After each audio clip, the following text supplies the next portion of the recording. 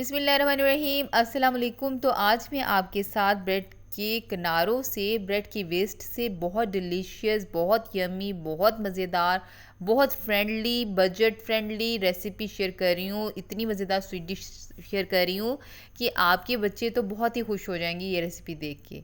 तो यहाँ पे मैं सारी जो ब्रेड है किनारे जो हैं और ब्रेड के जो ऊपर नीचे के जो हिस्से होते हैं जो बच्चे नहीं खाते, उसको मैं एक जग में डाल के इसके क्रम्स बना रही हूँ। आप किसी भी चॉपर में या किसी भी तरह इसके क्रम्स बना लें।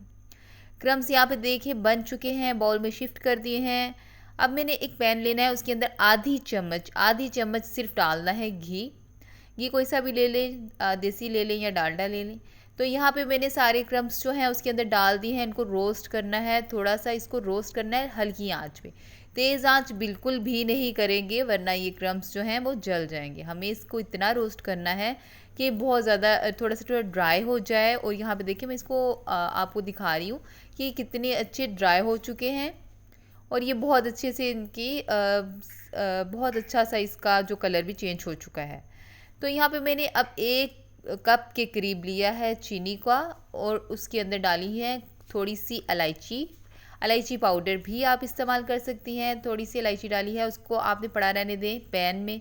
पैन की जो आंच है बहुत स्लो होनी चाहिए, बहुत हल्की होनी चाहिए वरना आपकी चीनी जो है वो जल जाएगी। कैरेमल करना है हमने चीनी को, बस थोड़ा सा जब मेल्ट होना शुरू हो जाए तो आप बस इसको हिलाएं और इसको कैरेमलाइज कर लें। यहाँ पे देखिए बहुत अच्छे से इसका कैरेमल बन रहा है, बहुत ज़्यादा इसका डार्क कलर नहीं करना। इसको बहुत लाइट सा गोल्डन कलर आने तक इसको बस हम इसको कैरेमल करेंगे, कैरेमलाइज करेंगे। यहाँ पे देखिए बहुत थोड़ा सा इसका कलर चेंज हो चुका है।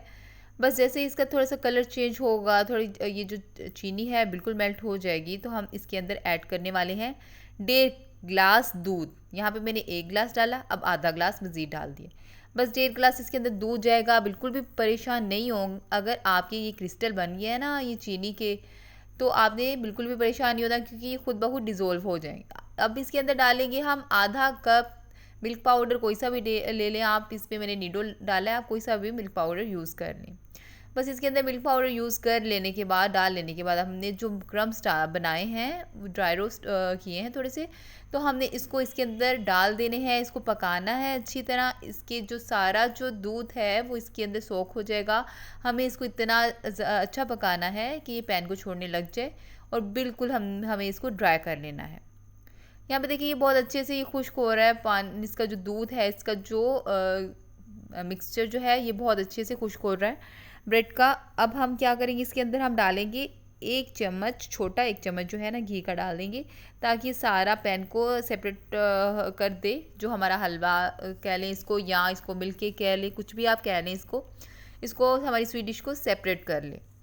तो यहाँ पे हमने इसको थोड़ा सा अच्छी तरह इसको भूनना है। आपने बिल्कुल इस चीज़ को कर लेना है, आपने श्योर कर लेना है कि आप इसके अंदर बिल्कुल भी नमी नहीं रहनी चाहिए। बिल्कुल आपने इसको अच्छी तरह इसको पका लेना है। अब मैं इसको किसी भी मोल्ड में आप इसको शिफ्ट कर दें, मैं आप इसको ग्लास मोल्ड में शिफ्ट कर रही हूँ। इसको अच्छी तरह ऊपर से प्रेस करें, इसको अच्छी तरह आप इसको सेट कर लें किसी भी स्पैचुला की मदद से या किसी भी चीज़ के साथ इसको आप सेट कर लें। इसके ऊपर थोड़ी सी ड्राई फ्रूट डाल दें, कोई से भी अगर आपके पास अवेलेबल हैं तो वो डाल दें।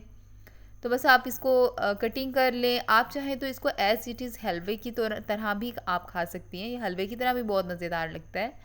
बस मैंने इसके ऊपर थोड़ी सी डेकोरेशन कर ली थी, थोड़ी सी डेकोरेट कर लिया था बादाम के साथ इसको, और बस इसकी मैंने कटिंग कर लिया। ये इतने मज़ेदार बने थे कि बच्चे मेरे बहुत खुश हुए थे। ये वाकई में बहुत टेस्टी रेसिपी बनकर तैयार होती है। तो ये तकरीबन यहाँ पे देखिए मैं इसको तोड़ के भी आपको दिखाऊंगी कि ये कितनी ज़्यादा मज़े की और कितनी ज़्यादा ये मुंह में घुल जाने वाली जो बर्फ़ी बनकर तैयार होती है। अगर आपको मेरी रेसिपी पसंद आई तो लाइक करें, सब्सक्राइब करें, दोस्तों के साथ शेयर करें। थैंक यू, अल्लाह हाफिज़।